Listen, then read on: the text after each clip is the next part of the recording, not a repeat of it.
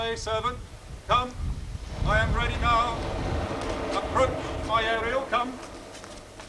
All hail, great master. Great sir, hail! I come to answer thy best pleasure. Be it to fly, To swim, to dive into the fire. to ride on curled clouds, To thy strong bidding task, Ariel, and all his quality. Hast thou, spirit, performed to point the tempest that I bade thee? To every article. I boarded the kingship. Now on the beat, now in the waist. the deck, In every cabin I flamed amazement. Sometime I divine. I burn in many places. On the topmast, the yards, and bowsprit, I flame distinctly. Then meet and join. Jove's lightnings, The precursors of the dreadful thunderclaps, more momentary in sight outrunning were not. The fire and cracks of sulphurous roaring.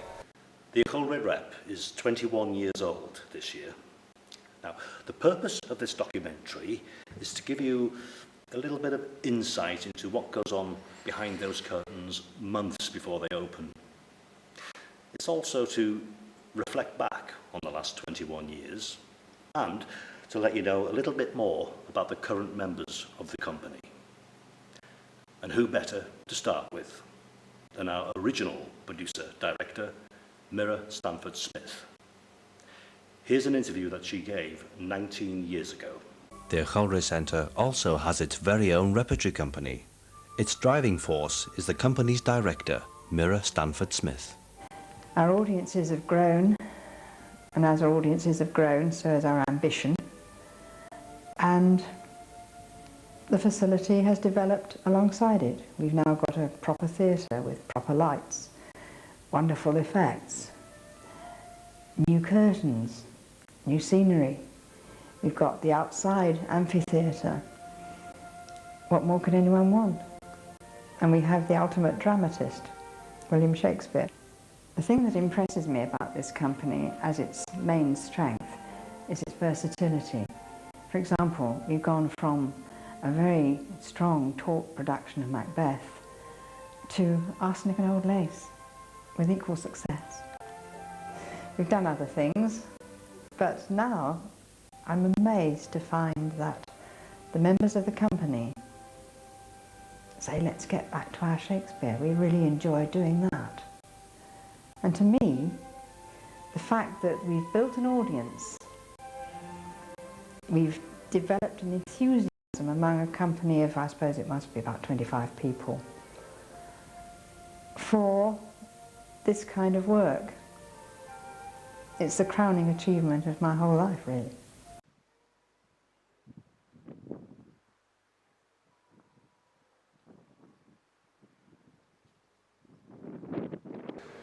Okay, it's now December the 2nd, 2014, and this is our first meeting since our last production, which was week before last, and that was Death by Fatal Murder.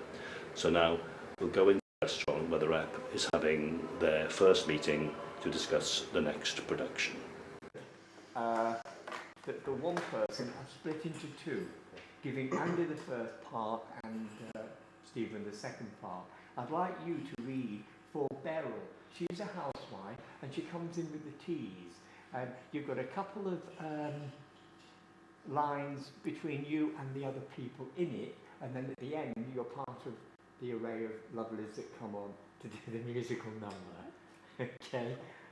So Tom, tell me, how did you come to be the new producer of the Rep? Well, I joined the Rep in 2011 at the request of Mira. I called round to see her. We were discussing a play that she'd organised the Rep to do, Alarms and Excursions. Oh yeah. We sat down together and went through it. She then asked me if I would be interested in co-directing it with her. I jumped to the chance. I said yes, I would. She suggested that I came to meet the Rep people. They didn't know who I was, so I came with an ex-member of the Rep and watched one of the rehearsals. I came away thinking incredible amount of talent that they had on the stage. It was absolutely wonderful to see. I know it was a rehearsal stage, but the talent was unbelievable. I went back and I spoke to Mira about it, and she said, right, well, between us we can do the next play. Oh, the shorthand lessons coming along, Joyce. And now it's Thursday the 4th, and we're in the gallery. Hold on. Our next production? Correct. But our next production is the Panto. Precisely. You've written a panto. I've written the Panto, Margaret.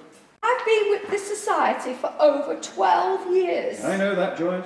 And in that time, Gordon, I've always stuck by you through thick and thin. Mainly thick. I know that, Joyce. So, Peter, a few weeks into rehearsals for last Panto, and you've decided not to play the part of Gordon for the benefit of the documentary. Could you please explain why? Well, the story goes back to a few months ago when I was driving along a country lane very late at night, and there was this bright light shining in the sky, and all of a sudden I was in this pool of light. The car stopped, the engine cut out, and then I had this feeling of being taken upwards, you know, and then I thought, well, what's going on? And then I don't remember anything until about 2 days later, when somebody found me on the side of the road. And I had these memories of these strange creatures with instruments probing me and things like that. And ever since then, I haven't been able to remember a thing. And now, Peter, the real reason. The real reason. Well, the real reason is that Gordon's part is a persistent part. He never leaves the stage through the play. He's on the play from start to finish. And I'm having throat problems lately, and my voice will not sustain me through a non-stop part. If I can't get off the stage and get a break and a glass of water, then I'm going to find it very, very hard to get through to the end of the part, and especially do it over several nights. One of the problems is that I have scarring on my vocal cords, which is causing my voice to flutter, and it's caused by an internal problem I've had for a couple of years. And so that's the reason. I'll take parts in the future, but it's going to have to be something where I can get a break, you know, as I'm going along. So, Donna, tell me, how did you become a member of the Ucheldre Rep? Well, I hadn't done any acting for a few years, so I sort of looked to see what was on in the area, and I found it online actually. Oh. Found the website. And how many plays have you done? With the Rep? Yeah. This is the 3rd production. Okay. And any favourite parts up to now? Well, I think I quite like the part that I'm doing in the current production, really, because that's where I think you need to focus on and work on that, really. So, poor old Joyce. Joyce? Shh! Joyce! What? Where are you? I'm doing all right, Gordon. Where are you, Joyce? The bit where you say something about torturing scripts. Oh, Joyce. Well, that bit slowed me down. There was a word I didn't understand. What word, Joyce? Castrate. I mean, I know it's got something to do with the cast and rate. That's speed, isn't it? So does it mean like the speed of the cast, how they read, or what are you laughing at, Bert, Norman? Do you have any ambitions within the Rep? Any plays that you'd like to do? Well, I think I'd like to do different genres. How are we spelling that? Because when I was doing stuff before, it was mainly comedy, which I really enjoy because you know it's good. But I'd like the opportunity to play different roles, so not just sort of comedy, but perhaps something a bit more dark or more emotional, perhaps. Yeah. So, Andy, could you tell us a little bit about how you became to be part of the Rep?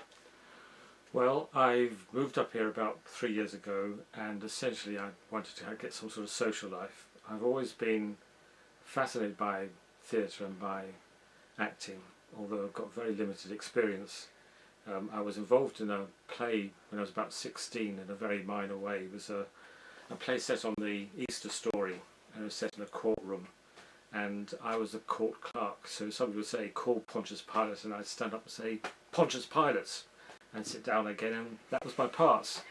But that must have sown a seed, because I've been fascinated by theatre ever since, and I wanted to get involved in some way, particularly in the acting side. I was initially started off doing prompt, but I was hopeless at it, but I really wanted to do the acting side, so that's why I started. So how many plays have you been in? Well, I've been involved in 3, plus the one where I was the prompt, yeah. Any favourite parts? Yes, it was definitely Henry playing the cross-dressing builder in Anniversary, because I felt that I was actually doing some acting. I thought I was expressing something, and also not only that, I was actually being taken out of myself. It's not a role which I would naturally have adopted if I'd been given the choice. You've got some lovely clothes, Shirley. You've got good taste. Thank you. I like your slip. Came from Marks and Spencer's, didn't it? I've got quite a few Marks and Spencer's. You collect them, do you? I know other vices. I was being stretched and actually doing something I wouldn't do, which I think is part of what acting is about. It's sort of taking yourself out of your comfort zone a bit and doing something different. Otherwise, why act yourself all the time? So yeah, definitely that one. Any ambitions? Anything you'd like to do in the future? I'd like to do something. At the moment, all I've done is be involved in light comedies. I'd like to do something possibly a bit more substantial. Not necessarily Shakespeare, because Shakespeare is difficult, and I think that would be a challenge I'd like to do, but a challenge. But something like an Alan Ayckbourn or a Alan Bennett, or something with a bit of weight and substance to it. So I'd love to have a go at that. Yeah. Steve, so tell me, how did you end up being a member of the Rep? Well, I first saw something about it in the local newspaper, and so I said to give the centre inquiries, and they informed me it was on a Tuesday and a Thursday evening, and so eventually, after about a month or so contemplating it, I came over one Tuesday evening, and I've been coming ever since. How many plays have you been in? I've done quite a few plays with the Rep. 6, 7, I think. Any favourites? Well, I enjoyed Baby Sparklers. The character I played in that was, I found that quite like myself when I was younger. So I felt quite easily to be able to find that character and play that character. And I also enjoyed playing Constable Tompkins in Murder to Death and Death by Fatal Murder. I'll deal with this, sir. Never seen such a thing. Not a chap I've any privacy. I hope you wasn't doing what I thought you were doing, Miss Maple. Certainly not. Constable, I was merely determined to retrieve my knitting as you took misread it. Oh, there it is. Would either of you care for a song? Well, I wouldn't say no, Miss Maple. Very kind of you. I expect you'll say you'll like one as well, and I won't be long.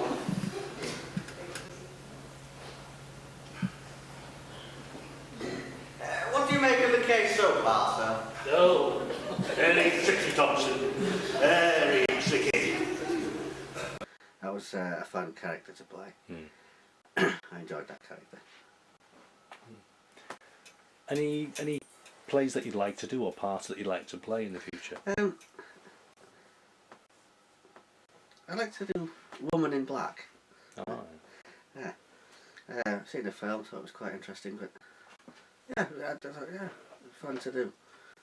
Interesting to find out how that would work on stage as well. Okay, so it's now January the 20th. So, Tom, could you tell me, this is the first time we're using the stage for rehearsal today? Yes, it is. First time, and we're just going through the blocking, basically. So what's blocking? It's just getting the cast to move around on stage. It's as simple as that. It's a theatrical term. Everything about it is appealing. Everything this traffic will allow. Nowhere can we get a happy feeling.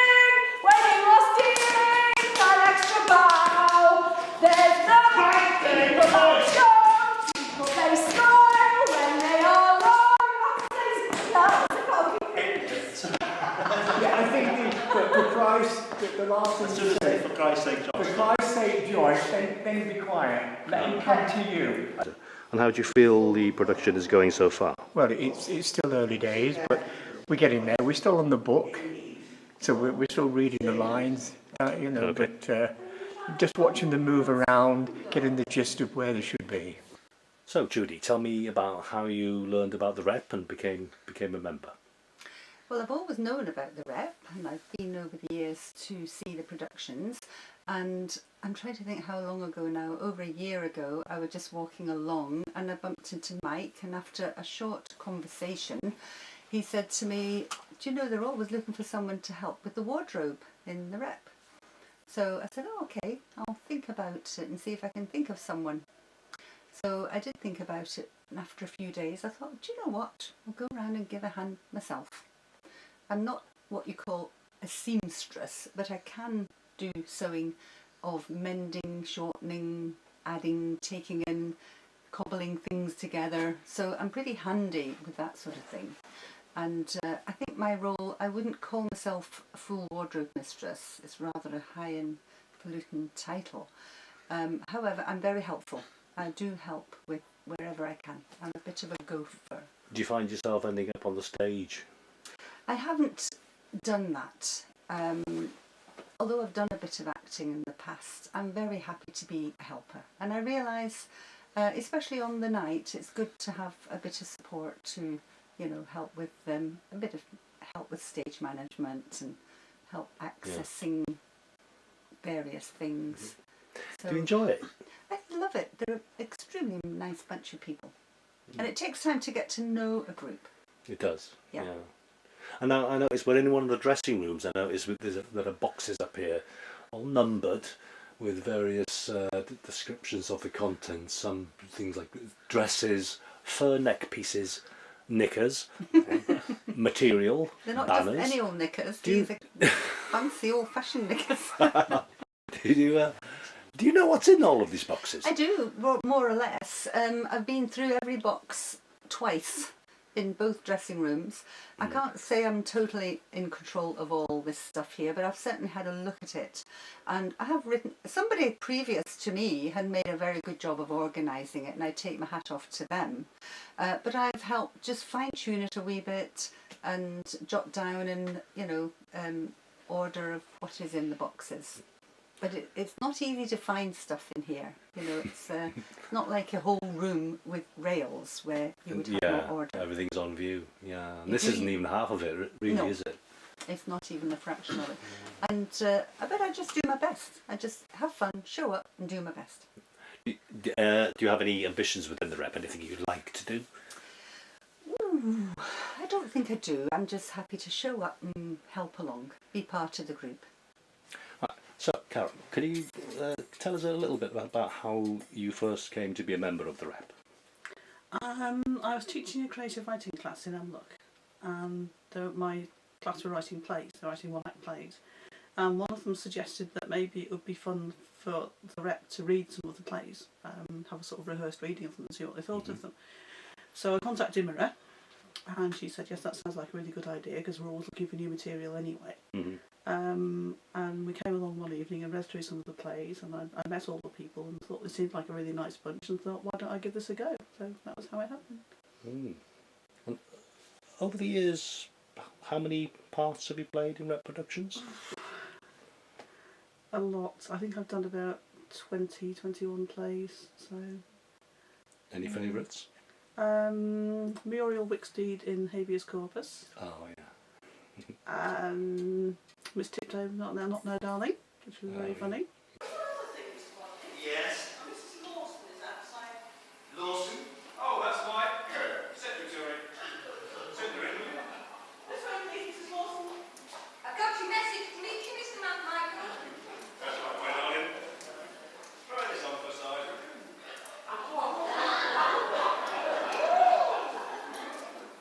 Ooh, what a tangled web we weave. Oh, shut up. Oh, it's lovely, Mr. Michael. He should have. No, he shouldn't have. What's your favourite aspect of being a member of the Rep? It's hard to say. I mean, the the social aspect is very important because we're all really good friends, and I've met some really interesting people. And everybody is really supportive and really nice, and you do make really good friends. Also, it's nice to tell the story on stage. It's nice to become somebody else and tell their story. And I always like, on the evening of a production, I always like the walk from my house to here, knowing that in 5 minutes' time I will be somebody else. You know, so it's just nice to try on different personalities and become different people. Any plays you like to do in the future? I would love us to do the Crucible. I've been suggesting for years that we do the Crucible, but it's a very big cast. I think it's a cast of about 21. Okay, so Caroline, tell me how you came to be a member of the Rep. Well, I'm actually quite a late starter to acting. I wasn't even sure if I could. I used to do a little bit in primary school. That's how far we're going back. I had a teacher there that was amazing. He really taught us about public speaking and being confident. But I don't know what happened after that. I got a bit older and lost it, because when it got to the bigger school, I didn't do anything at all. For some unknown reason, I just didn't do anything. And we moved around a bit, so it could have been to do with that. And I must have had an inkling that I wanted to do it, because I remember sending away for RADA applications when I was about 15.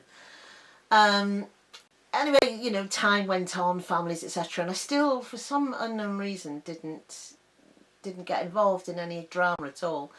Then moved away to Kent for quite a few years, about over 10, and tried to get involved with a drama company there, doing a Panto. But it was a nightmare because it was just so serious. I thought it was going to be fun, but you know, the person doing the music was an ex-Royal Philharmonic, and the person doing the choreography was from Sadler's Wells, and it was so competitive, and I thought, oh, this isn't for me, I want to go home. So I promised myself that when and if I got back to Anglesey, that I was going to follow this dream of acting. And so it was 2005, so it's 10 years ago now.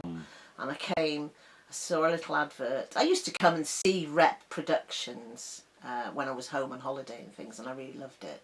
And then I came and I rang the doorbell, and as the advert said, if you want to join, ring the bell, and that was it. Came in, Mira grabbed me, as she used to. Yes. Wouldn't let us out, you know, next thing I'm on stage. And luckily for me, it was quite a small part. It was we were doing that Shakespeare a la carte. We were doing bits of Shakespeare. And I just had a little tiny piece of the nurse, which since then I've done the nurse properly in Romeo and Juliet. But then I can remember standing at the side of the stage and thinking, what if I can't do it? What if I'm going to step on that stage now for the first time ever in my life properly, and nothing comes out of my mouth? I mean, we have nightmares about that. You know, we dream about that kind of thing. But I really, really thought, what if I can't do it? Anyway, I went on and I could. And I just loved it. But you still get that feeling, don't you? Every time we get on stage, or just before we get on stage, I get that feeling of, I don't know if I can really do this. And why do I do this? Yeah, I've many times I've said, God, get me through this and I'll never do it again. I know. As soon as I get on, and as soon as I get a reaction from the audience, that's it really. And we do still have some plays where there's a long time before anyone reacts, and you're thinking, have I done it right? But yeah, so I've never looked back really. It's been brilliant. So how many parts have you played over the years then? Well, I'm not sure really. I haven't actually counted them. Mira was really, she was very brave, because after I did my little bit as the nurse, a little tiny little snippet, she then gave me a lead part as Mrs. Branson in Night Must Fall, in the wheelchair, you know, around I loved it, because it was my first part. It's always going to be special to me, of course, really. And I really felt, I'd made it, you know. It was really, I loved it. Any other parts that you've particularly enjoyed? Yeah, I loved playing Emma Hornet from Sailor Beware, which really was almost a caricature of Peggy Mount, who did the film. So I was talking like that all the way through, and she was a nasty piece of work, really, and I really enjoyed that. Mrs. Bounty in Panic Stations. Oh God, it was a farce. Yeah. And Mrs. Bounty is the wife, the unsuspecting wife of the handyman, really, Mr. Bounty, in this tumbling down old house. And it's all about mistaken identity. And I arrive and I don't know what's going on and nobody really knows who I am, but I'm so confused. And I loved it because the audience loved it and I could really hear them laughing, and I loved it. Loved making the audience laugh like that. Yeah. And Miss Maple from all the spoofs, Murder to Death and the spoofs, Murder to Death, Death by Fatal Murder. Yeah. Again, a bit of a spoof of Miss Marple. Oh gosh, yeah. Now, when Thompson comes back, I'd like to try a little experiment to see if we can jog your memory, Mrs. Marbles. Oh, that's really helpful. I feel very uneasy. At this stage, I usually have a little inkling. Oh, well, don't mind me. Down the hall on the left, I believe. I must say, I'm absolutely delighted that you eliminated me from your inquiries, Inspector. No. I wouldn't say that, Mrs. Marbles. Or should I call you Mrs. Jones? No. I discount nor illuminate no one. Oh, in that case, Inspector, I should be more careful if I was you. If I were a deranged killer, I might just have eliminated you. I think not. I'm a highly trained fighting machine. But I've come across so many cases of poisoning. Most of them pleasant death, such an underhand method. Helen, the drunk aging old actress, We Happy Few. Oh, yeah.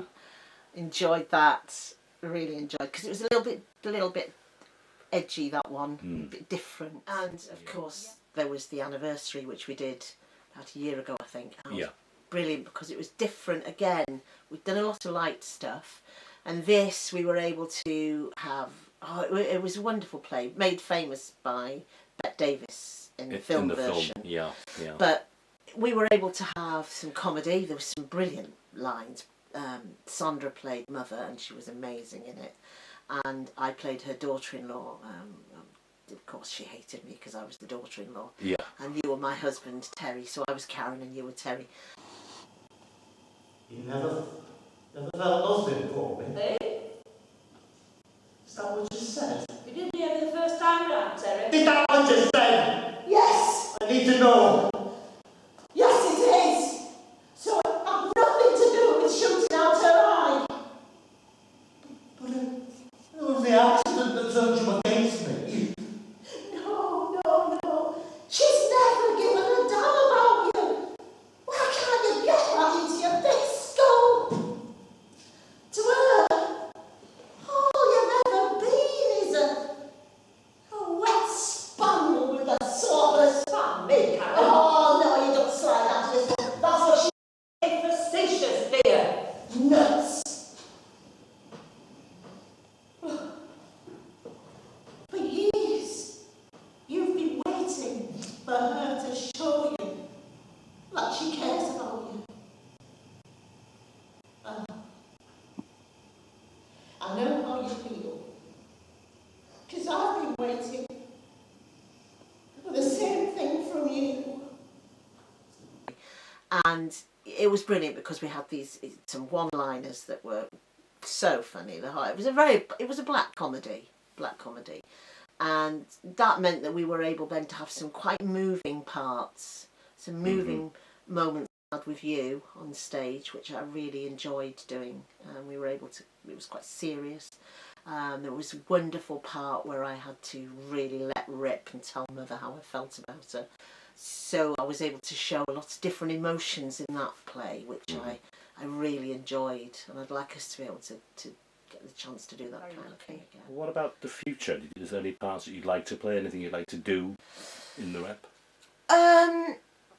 We've maybe for the rep to do a Shakespeare. I've done some Shakespeare outside the rep, and I'd like the rep. Maybe we could do one, but we do have a problem with having enough people. Yeah. And also, I hate to admit it, but because I'm older, parts are becoming less. I sound like a diva from TV, don't I? But these parts, they're less. Particularly in Shakespeare, because they were nearly all for men anyway, and then a couple of younger women. So, but there are a couple of choice parts I wouldn't mind doing in that. Shakespeare, Margaret, for example. And also, I wouldn't mind doing something a bit meatier, a bit grittier than we've done recently. Yeah. We've done some light stuff, which I love. I'd still love to do another farce because I love making people laugh. Maybe something a bit gritty. I'd love to do something with you. I have always wanted to do Who's Afraid of Virginia Woolf, because I remember seeing that film with Richard Burton and Liz Taylor, and it was brilliant. I'd love to do something really heavy like that. Yeah, I would too. Yeah, and you know, we've mentioned before Woman in a Dressing Gown. Again, I would love to try and do something like that. I've been very lucky with what I've had so far. As you know, 4 years ago, the rep helped me out with making a low budget film. And how did you find that experience? I know it's incredibly different from stage acting. Very different, and you know, funnily enough, for somebody that likes prancing around on stage, I'm not very comfortable behind a camera. I'm much better if I have a character to hide behind as well, as in if once I've got the makeup on, I'm probably a wig or a hat and an accent as well. As soon as I can do that, then I'm not too bad. But it was scary. But on the other hand, scary as in having a camera right there. But you do tend to forget after a while that it's there and just carry on as normal. I've got a bad feeling about this. I think we should cancel the gig. It's bloody ridiculous. I've spoken to them. They've already sold the tickets.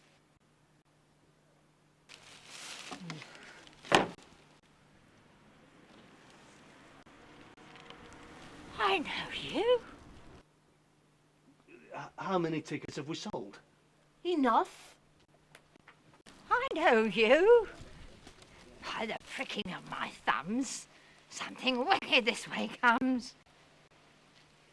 Fiona! Double, toil and trouble, fire burn, and cauldron bubble. That woman. I know what you She's did. quoting from the Scottish play. Bubble. Bubble, bubble.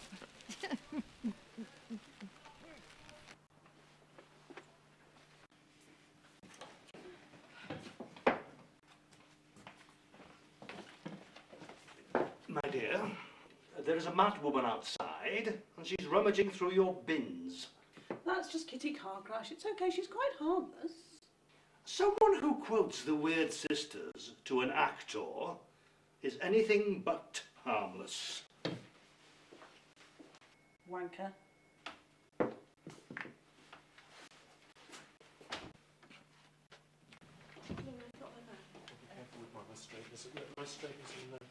My bag. Oh, that's all right. God, what a second place this is. Ah, you must be Mr. Gold, manager. You, of course, know who I am. I trust Fiona has told you about my requirements. Right. Let's get the house rules clear from the start, shall we?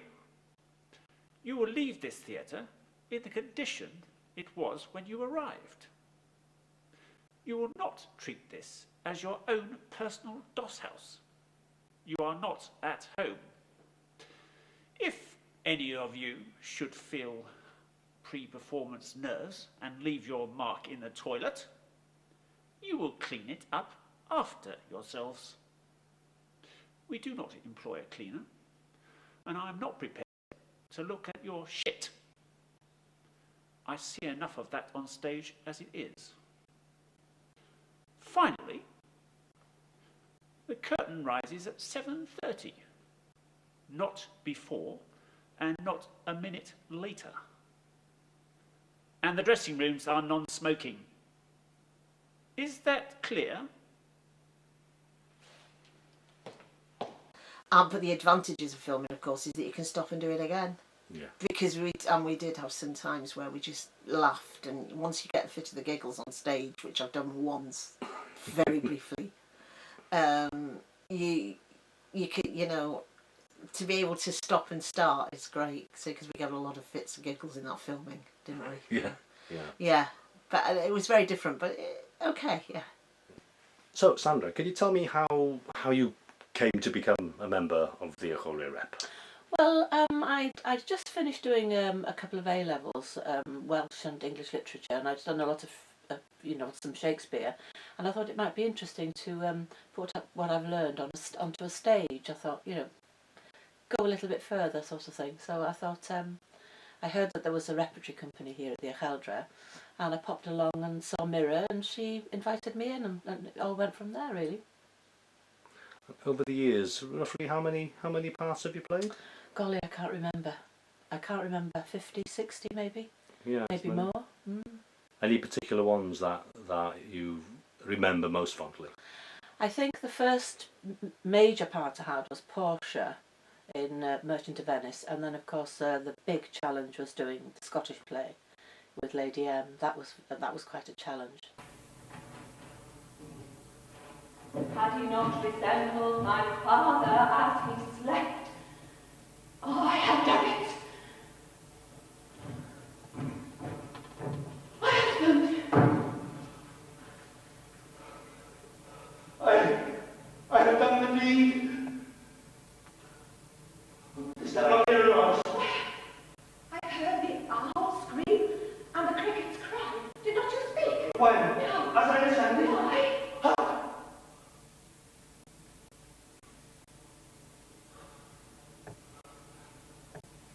Who lies in the second chamber? Nothing.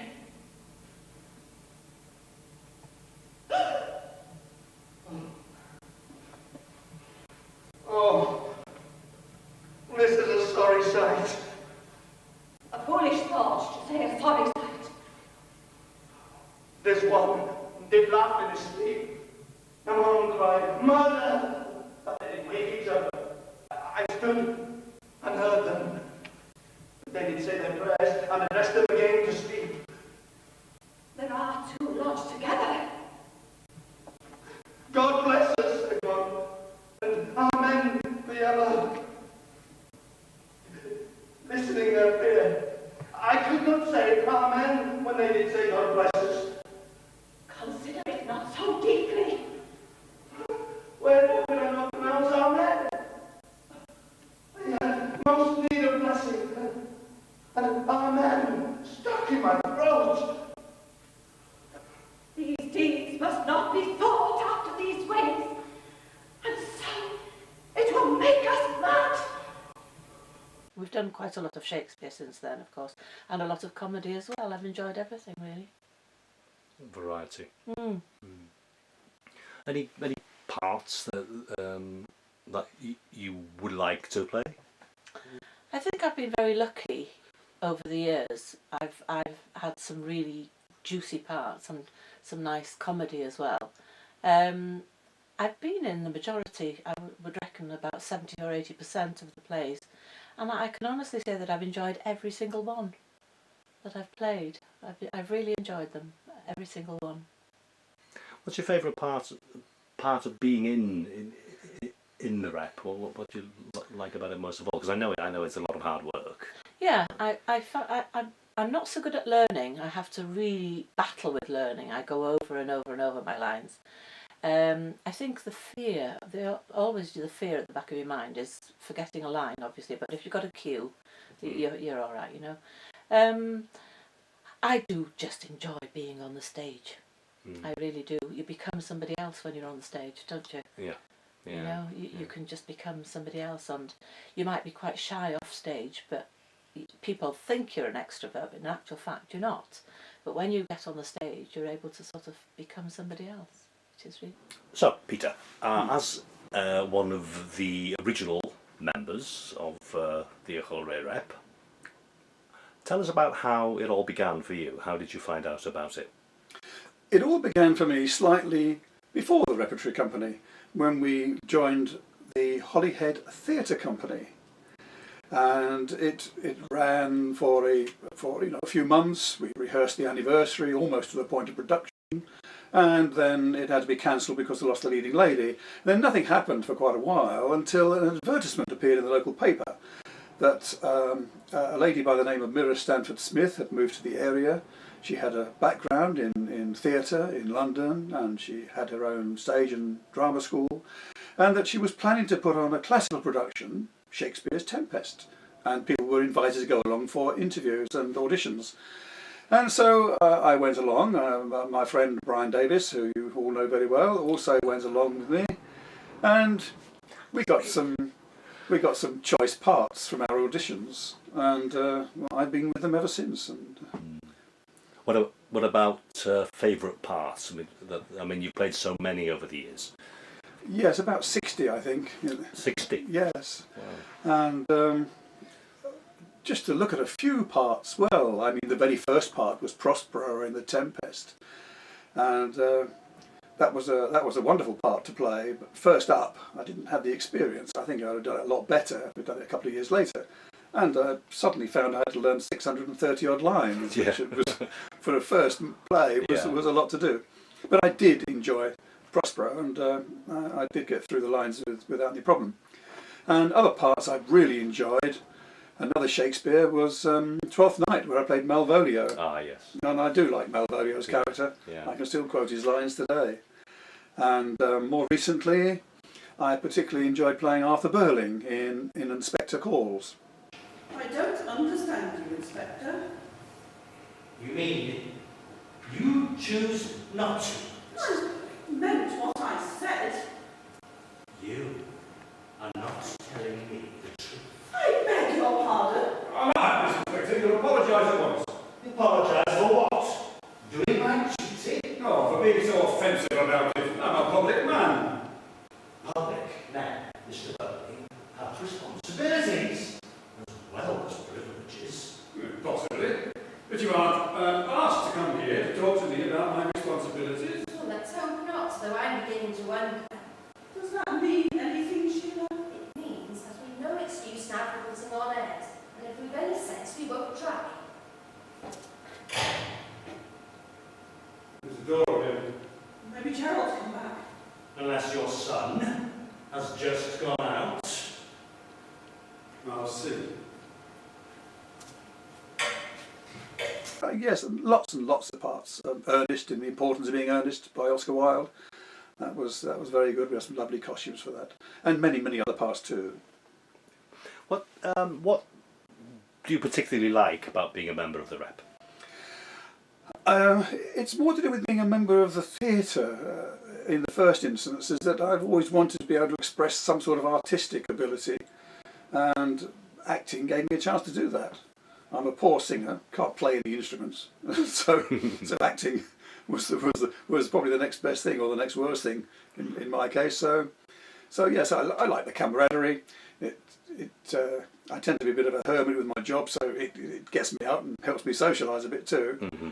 And I just generally love the theatre. I prefer theatre to film acting, although I've done a little bit of that too. Mm-hmm. Do you have any parts that you like to play, or any ambitions within the Rep? There are quite a few parts that, I'd like to see us do. I'd like to see us do The Ghost Train by Arnold Ridley of Dad's Army fame. Perhaps a little more contemporary and modern things. Perhaps some Terence Rattigan, Mm-hmm. on the back of Separate Tables that we did a few years ago. That was successful. I think we'd like to do some stuff by him and other contemporary writers too. And as for me, well, I've enjoyed playing many parts over the years, but 3 in particular stick in my mind. The first one was the part of Macbeth in Shakespeare's play. That was an enormous challenge for me, and I wasn't sure I'd be able to do it, to pull it off. The wretched labour, which is not used to you, I'll be myself the harbinger, and make joyful the hearing of my wife with your approach. So humbly take my leave. My worthy Cawdor, the Prince of Cumberland. That is a step on which I must fall down, or else overleap. For in my way it lies. Stars, hide your fires. Let not light see my black and deep desires.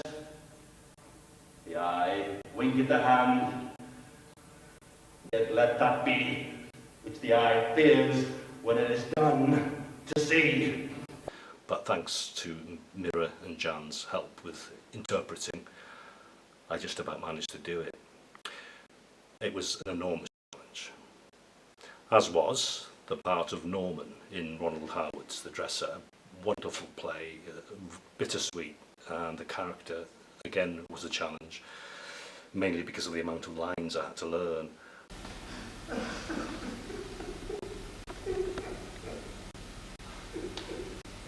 Don't cry.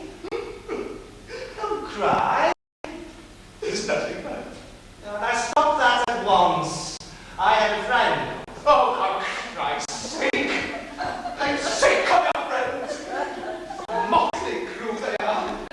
Pathetic, lonely, despairing. That's nice, isn't it? I beg your pardon. Uncalled for. Count myself as your friend. Never despairing. Have apologized. Never despairing. Well, perhaps sometimes at night, or at Christmas when you can't get a panto. But it was wonderful to play. And third and finally, last but not least, a very recent part I played, Inspector Pratt in Peter Gordon's Murder to Death and Death by Fatal Murder. Anyway, allow me to introduce myself. I am Detective Inspector Pratt. Yes, I thought that would impress you. Now, your name, please, and your circumstantials. Circumstantials, Inspector? Yes, of course, the circumstantials that brought you to this house. Oh, I see. Well, my name is Mrs. Nancy Allwright, and I moved here several months ago when I inherited the house from my late father. I see. And when do you expect him to return? My father? Well, I don't. He's dead. I think that's what Mrs. Allwright meant by late. I know what she meant, Thompson. Inspector Pratt was very much a British Inspector Clouseau, and I thoroughly enjoyed it. But last word, of course, should go to our current producer and director, Mr. Tom Warburg. And what direction do you see the Rep going into the future now? Well, I think we learn all the time. There's always better plays to do, better productions to come up with, more quality plays that we can do. There's no reason why we can't move into that. It's just getting the people on board to be able to do it. But I see a great future for the Rep. The people that we have, they enjoy doing what they're doing. As a group, we all get on so very, very well. We laugh and we joke. We, talk about things over a cup of tea when we're having a break from it all. But all in all, it's a wonderful group to be a part of.